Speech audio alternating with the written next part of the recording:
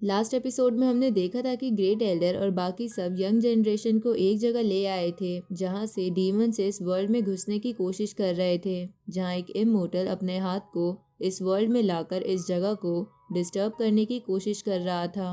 लेकिन great Elder उसके हाथ को वापस भेज देते हैं, जिसके बाद वहां पर कई सारे कल्टीवेटर एक एक करके आने लगते हैं जो कुछ एल्डर से फाइट करके उन्हें मार देते हैं, जिसके बाद वहाँ यंग जनरेशन के लोग आने लगते हैं। अब आगे तो इस एपिसोड की शुरुआत में एलेक्स उन फॉरेन क्लैन के लोगों से कहता है कि जिसमें भी मेरे से फाइट करने की हिम्मत है वो मेरे सामने आ जाओ, मैं सबको मार दूंगा। ये सुन के फॉरेन क्लैन के कुछ लोग एलेक्स पर एनर्जी बॉल्स फेंकते हैं, जिससे बचने के लिए एलेक्स इधर उधर भाग रहा था। इधर पर्पल सन ये सब देखकर बोलता है कि ये हुआंग क्या कर रहा है, क्या ये इनसे अकेला लड़ना चाहता है। उसी वक्त सैक्रेड एकेडमी का एल्डर भी बोलता है कि ये फॉरेन क्लैन के लोग तुम सबको एक साथ मार के तुम यंगस्टर्स का इमोर्टल सीड छीनना चाहते हैं और हुआंग बस तुम सबसे उनका ध्यान हटा रहा है। दूसरी तरफ फॉरेन क्लैन की एक सिल्वर बाल वाली लड़की एलेक्स के सामने आकर उससे कहती है कि तुम हमें चैलेंज कर रहे हो, लगता है तुम में जीने की इच्छा नहीं है। अब ये बोल के वो सिल्वर थ्रेड नाम के अटैक से एलेक्स पर अटैक करती है, जिसे देखकर पर्पल सन और बाकी अकेडमीज के टॉप कल्टीवेटर उस अटैक का काउंटर अटैक करते हैं, क्योंकि वो समझ गए थे कि अगर हुआंग उन्हें बचा रहा है तो उन्हें भी हुआंग को बचाना चाहिए। तभी ग्रेट एल्डर उनके बीच में आ जाते हैं और उस सिल्वर बाल वाली लड़की की तरफ गुस्से में देखते हैं, जिसकी वजह से वो लड़की पीछे हट जाती है और वहाँ पर फॉरेन क्लैन के 3 एल्डर की स्पिरिट आ जाती है, जो ग्रेट एल्डर से कहते हैं कि क्या तुम हमारे यंगस्टर्स को बुली करना चाहते हो। इस पे ग्रेट एल्डर कहते हैं कि अगर मैं चाहता तो अब तक वो जिंदा नहीं होती। इस पे वो तीनों एल्डर बोलते हैं कि जब तक हम यहाँ हैं तब तक तुम कुछ नहीं कर पाते, और ऊपर से अभी फ़िलहाल यंगस्टर्स आपस में फ़ाइट कर रहे हैं तो तुम्हें अपनी टांग नहीं अड़ानी चाहिए। क्या तुम्हारे यंगस्टर्स इतने कमज़ोर हैं कि वो खुद को प्रोटेक्ट नहीं कर सकते? तभी एक स्नेक डीमन बोलता है कि ये लोग मुर्गी के बच्चों की तरह बहुत ही कमज़ोर हैं, ये लोग किसी भी तरीके से हमारा मुकाबला नहीं कर सकते। तभी वो एल्डर्स भी ह्यूमन वर्ल्ड की यंग जनरेशन को डरपोक कहने लगते हैं। ये सुन के एलेक्स के भाई जेस को गुस्सा आ रहा था। तभी इमोर्टल एकेडमी का एल्डर जेस और बाकी सबसे कहता है कि ये सब तुम्हें प्रोवोक कर रहे हैं, इन सब का टारगेट तुम्हारा इमोर्टल सीड है। तभी सैक्रेड एकेडमी का एल्डर कहता है कि अगर इमोर्टल एकेडमी के नए कल्टीवेटर्स इन डीमंस का टारगेट है तो हमारी इमोर्टल एकेडमी इनका सामना करेगी, क्योंकि हमारे पास एंशिएंट सीड नहीं है। तभी फ्लूट वाला बंदा उस एल्डर से कहता है कि एल्डर हम पीछे कैसे हट जाएं, आज का टाइम तो हमारी स्ट्रेंथ टेस्ट करने के लिए बिल्कुल बेस्ट है, हम इस सिचुएशन में पीछे कैसे हट सकते हैं। उसी वक्त 10 क्राउन किंग भी कहता है कि अगर हम फाइट करने से ही डर जाए तो हमारा कल्टीवेटर कहलाने का क्या फ़ायदा, और फिर हमारे पास ये सीड होने का भी क्या फ़ायदा, इससे बढ़िया तो ये ना ही हो। तभी फॉरेन क्लैन का एक कल्टीवेटर कहता है कि इनका कल्टीवेशन इम्परफेक्ट है, तो चाहे इनके पास कोई सीड भी हो ये हमारा मुकाबला नहीं कर पाएंगे। ये सुन के डीमन वर्ल्ड के एल्डर कहते हैं कि दोनों वर्ल्ड के यंग जनरेशन के लोग आपस में लड़ना चाहते हैं, ये बिल्कुल एंशिएंट बैटल जैसा सीन ही है। इस सीन ने तो मेरी यादें ताज़ा कर दी, तो चलो हम इमोर्टल टॉर्टोइस टैबलेट का इस्तेमाल करके 2 कल्टीवेटर्स के बीच में फ़ाइट कराते हैं और वो फाइट उनमें से एक की मौत के बाद ही ख़त्म होगी। इस पे ग्रेट एल्डर कहते हैं कि पास्ट में भी ऐसा ही हुआ था, फॉरेन क्लैन के लोगों ने हमारे वर्ल्ड के टॉप पावर हाउसेस से मुकाबला किया था और उसमें अपोनेंट चुनने के लिए उन्होंने इस इमोर्टल टॉर्टोइस टैबलेट का इस्तेमाल किया था, लेकिन एंड में हमारे सारे लोग मारे गए और वो बस एंड में कफन में लिपटे वापस आए, और ये लोग आज भी हमारी यंग जनरेशन के साथ वही करना चाहते हैं। इस पे डीमन एल्डर कहता है कि ये बस एक फ़ाइट है। तभी सैक्रेड एकेडमी का एल्डर भी कहता है कि बिना फाइट किए डर के जीना मौत से ज़्यादा शर्मनाक है। इस पे इमोर्टल एकेडमी का एल्डर भी उसका सपोर्ट करते हुए कहता है कि अगर हमें इनकी ताकत का अंदाज़ा ही नहीं लगेगा तो फिर इनसे हम बाद में कैसे लड़ेंगे। और हम अपनी यंग जनरेशन को इतना ज़्यादा भी प्रोटेक्ट करके नहीं रख सकते। तभी रैबिट गर्ल भी कहती है कि मैं भी इनसे लड़के इनका मुंह तोड़ना चाहती हूँ। ये सुन के डीमन एल्डर्स कहते हैं कि अगर तुम सब एग्री हो तो चलो फाइट स्टार्ट करते हैं। जहाँ ऐसा बोलते हुए वो फाइट का माहौल बनाने लगता है। साथ ही वो बोल रहा था कि याद रखना तुम्हारे एंसेस्टर्स कितनी बुरी तरह ऐसी डुअल फाइट में हारे थे। उसी वक्त वो स्नेक डीमन भी बोलता है कि आज फिर से हम लोग अपने वर्ल्ड की ताकत दिखाएंगे और इन सबको अपने पैरों तले कुचल देंगे। तभी डीमन एल्डर टॉर्टोइस टैबलेट बाहर निकालता है, जो सबसे पहले उस बड़े से ह्यूमन कल्टीवेटर को चुनती है, जिसके सामने वो स्नेक डीमन था, जिसकी वजह से स्नेक डीमन खुश हो जाता है क्योंकि उसे सबसे पहले लड़ने का मौका मिला था। इसलिए वो बोलता है कि देखो मैं कैसे तुम सबको मार के तुम्हारे इमोर्टल सीड छीनता हूँ। इस पे प्रिंसेस बोलती है कि मेरे दोस्त के पास तो इमोर्टल सीड भी नहीं है, तो वो कैसे फाइट करेगा। तभी वो प्रिंसेस से कहता है कि चाहे मेरे पास सीड ना हो पर फिर भी मैं इससे फाइट करूँगा। अब वो मैदान में कूदते हुए बोलता है कि मैंने 3 टाइप की इमोर्टल एनर्जी कल्टीवेट करी है और मुझे इमोर्टल एकेडमी में जीनियस होने का भी खिताब मिला है। अब वो कल्टीवेटर एक बड़ी सी चट्टान बनाकर उस पे खड़ा होके स्नेक डीमन पर कई सारी स्वॉर्ड से अटैक करता है, जिसे वो स्नेक डीमन अपनी स्नेक स्पिरिट से डिस्ट्रॉय कर देता है और उस कल्टीवेटर को भी बहुत ज़्यादा जख्मी कर देता है। जिसके बाद वो बोलता है कि तुम्हारे पास तो इमोर्टल सीड भी नहीं है, मैं तुम जैसे से नहीं लड़ना चाहता था। पर वो कल्टीवेटर इसके बावजूद भी आगे आकर स्नेक डीमन पर अपने बिग स्पिरिचुअल आर्म से हमला करता है, जिससे स्नेक डीमन को कुछ नहीं होता और वो अपनी टेल से उस कल्टीवेटर को ज़मीन पर फेंक देता है। इधर इमोर्टल एकेडमी का एल्डर स्नेक डीमन के आसपास फॉग को देखकर कहता है कि ये इमोर्टल एनर्जी है जो इसे प्रोटेक्ट कर रही है। तभी वो ह्यूमन कल्टीवेटर अपना वेपन बाहर निकाल लेता है और उससे स्नेक डीमन पर हमला करने के लिए उसकी तरफ जाता है। तो स्नेक डीमन अपनी स्नेक फॉर्म में आके उसे बहुत ज़्यादा घायल कर देता है, जिसकी वजह से उसके मुंह से बुरी तरह खून आ रहा था। तभी वो स्नेक डीमन बहुत सारी स्पिरिचुअल स्वॉर्ड से उस कल्टीवेटर पर हमला कर देता है, जिसकी वजह से उस कल्टीवेटर की हालत बहुत ही बुरी हो जाती है और वो प्रिंसेस भी ये देखकर बहुत ज़्यादा दुखी थी।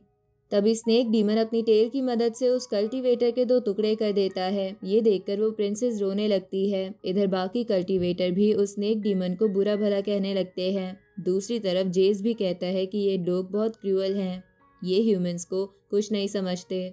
उसी वक्त वो टॉर्टोइस टैबलेट दूसरे कल्टीवेटर को चुनने लगता है, जहाँ एलेक्स को लगता है कि उसका नंबर आने वाला है, लेकिन वो टैबलेट किसी और को चुन लेता है। ये देखकर एलेक्स बोलता है कि मुझे इन सब से लड़ने दो, अगर तुम्हें ज़्यादा डर है तो तुम 10 को एक साथ भी भेज सकते हो। इस पे डीमन एल्डर्स कहते हैं कि टॉर्टोइस टैबलेट में प्योर एनर्जी होती है, जिसे एक बार चालू करने के बाद रोका नहीं जा सकता। एक बार पास्ट में एक कल्टीवेटर ने भी उस टैबलेट को रोकने की कोशिश करी थी, पर वो डस्ट में बदल गया था। इधर वो स्नेक डीमन बोलता है कि अगला नंबर किसका है। तभी लू होंग नाम की लड़की आगे आती है, जिसे टॉर्टोइस टैबलेट ने चुना था, जिसे देखकर वो स्नेक डीमन खुश होते हुए कहता है कि ये तो बहुत अच्छी है, इसके अंदर तो इमोर्टल सीड भी है। पर तभी डीमन एल्डर उसे वापस आने के लिए बोल देते हैं। इस पे वो एल्डर्स कहता है कि अगर मैंने इसका इमोर्टल सीड ले लिया तो ये हमारे लोगों के लिए काफ़ी अच्छा होगा। इस पे वो एल्डर्स कहते हैं कि ये बस एक ट्रेनिंग सेशन है, इसलिए बाकी सब लोगों को भी लड़ने का मौका दो। इधर ये सब सुन के एलेक्स मन में बोलता है कि इन्होंने हमारे कल्टीवेटर को इतनी बेरहमी से मार दिया और अब भी ये इसे बस ट्रेनिंग सेशन बता रहे हैं। उसी वक्त वो स्नेक डीमन पीछे हट जाता है, जिसके बाद वो टॉर्टोइस टैबलेट बर्ड डीमन को चुन लेता है, जो खुश होते हुए कहती है कि मैं तो बहुत लकी हूँ। दूसरी तरफ भी सिल्वर बाल वाली डीमन कहती है कि काश ये मौका मुझे मिला होता। ये सब सुन के एक ह्यूमन कल्टीवेटर कहता है कि तुम सब लोग हमको बहुत ज़्यादा नीची नज़रों से देख रहे हो।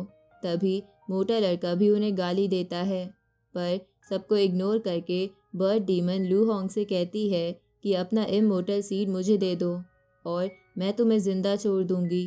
पर लू होंग कहती है कि पास में मेरे क्लैन ने तुम्हारे क्लैन को सबक सिखाया था, पर तुम में से कुछ लोग बच के भाग गए थे। लेकिन आज मैं तुम्हें ख़त्म करके तुम्हारे क्लैन की उल्टी गिनती शुरू कर दूंगी।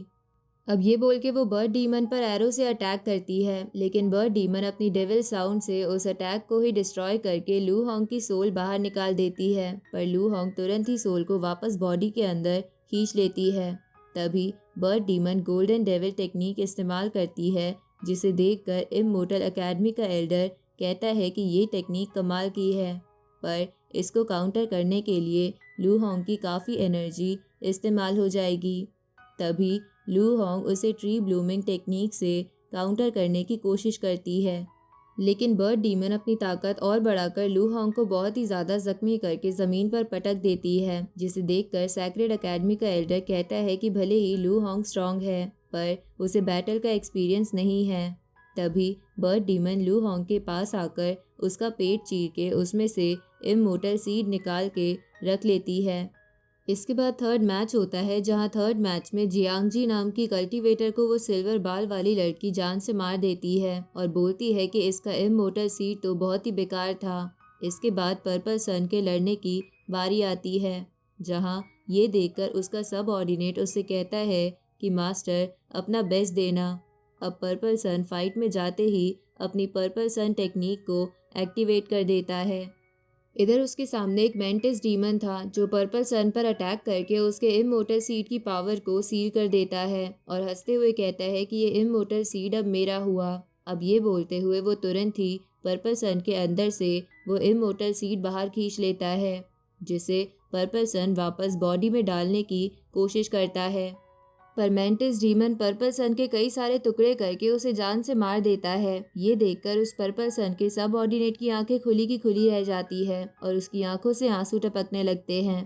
तभी प्रिंसेस कहती है कि क्या हम ऐसे ही इन लोगों को हमें मारते हुए देखते रहेंगे। इस पे ग्रेट एल्डर कहते हैं कि बस चुने हुए लोग ही बैटल में जा सकते हैं और हारे हुए लोग मरे हुए लोगों की बॉडी भी नहीं ले सकते। इधर एलेक्स को बहुत ज़्यादा गुस्सा आ रहा था। तभी वो टॉर्टोइस टैबलेट गोल्डन हो जाता है, जिसे देखकर डीमन एल्डर कहता है कि लगता है अगला कोई बढ़िया कल्टीवेटर आने वाला है, जिसके पास कुछ अच्छा होगा। इसलिए वो डीमन एल्डर मेंटिस को ही अगला मैच लड़ने के लिए कह देता है। इधर वो टॉर्टोइस टैबलेट जेस को चुन लेता है, जिसकी सुप्रीम बोन देखकर मेंटिस काफ़ी खुश हो जाता है और जेस भी लड़ाई के लिए तैयार था। पर एलेक्स उसे रोकते हुए कहता है कि मैं तुम्हारी जगह लड़ूंगा। इस पे डीमन एल्डर कहता है कि तुम बार बार प्रॉब्लम कर रहे हो, क्या तुम्हें समझ नहीं आता कि जब तक टॉर्टोइस टैबलेट तुम्हें चुन नहीं लेती तुम लड़ नहीं सकते।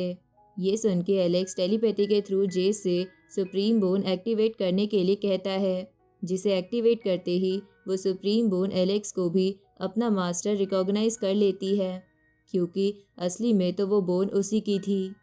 अब एक जैसा ऑरा होने की वजह से वो टॉर्टोइस टैबलेट एलेक्स को भी लड़ने का मौका दे देता है। इसके बाद एलेक्स जेस को पीछे हटने के लिए बोल देता है और खुद लड़ने के लिए आगे जाने लगता है।